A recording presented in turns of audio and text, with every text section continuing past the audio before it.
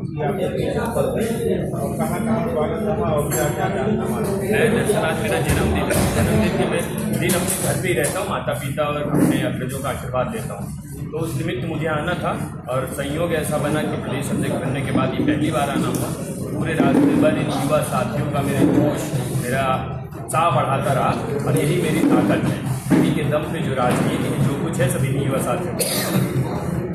Sir, अगर बात की जाए तो जनजी को लेकर जो है काफ़ी जो है बातचीत का केंद्र और भाजपा ने भी जनजी को प्रदेश अध्यक्ष बनाया।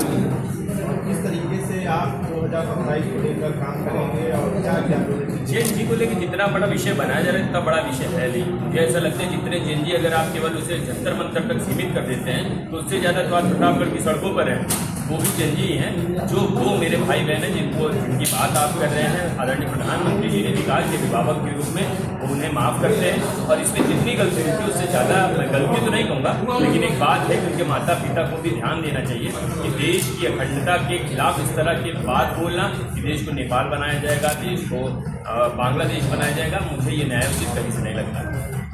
सर, 2027 के चुनाव को लेकर आप जो है युवाओं को जोड़ने की जिम्मेदारी आपको पार्टी ने लिया और युवा जब जुड़ेंगे तो कहते हैं कि सरकार जो है बदलेगी। युवा हमेशा राष्ट्र की जो अलग है उसको ज्वालामुखी के रूप में बदलकर उसी के साथ जुड़ते हैं। राष्ट्र को सर्वोपरि मानकर 2047 के मोदी जी के विजन के साथ और जो योगी जी का सुशासन है इसे ही लेके हम जनता के बीच जाएंगे और पूरा विश्वास है कि भूतपूर्व समर्थन हमें मिलेगा।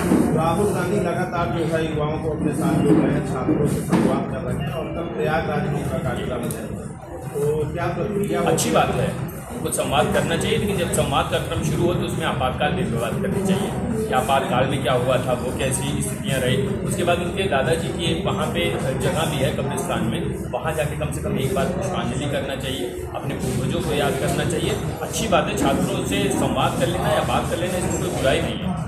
क्या लगता है आप ही छात्र देख रहे हैं उस तरीके का सपोर्ट जो है उनको प्रयागराज में मिल पाएगा? नहीं, सपोर्ट की बात ही नहीं है, नीयत स्पष्ट होनी चाहिए। नीति और नीयत दोनों में अंतर है, इसलिए मुझे लगता है कि कुछ पार्टी विशेष के लोग रहेंगे वहाँ पे, रहना भी चाहिए, उनकी पार्टी का उनके विचार के लोग रहें, उनकी विचारधारा उनके साथ है, इसी तरह ही है। जी, एक छोटा सा सवाल है आपसे। दिनेश्वर मिश्रा जी की जयंती पर अखिलेश यादव जी ने पीडीए का एक नया नारा बताया।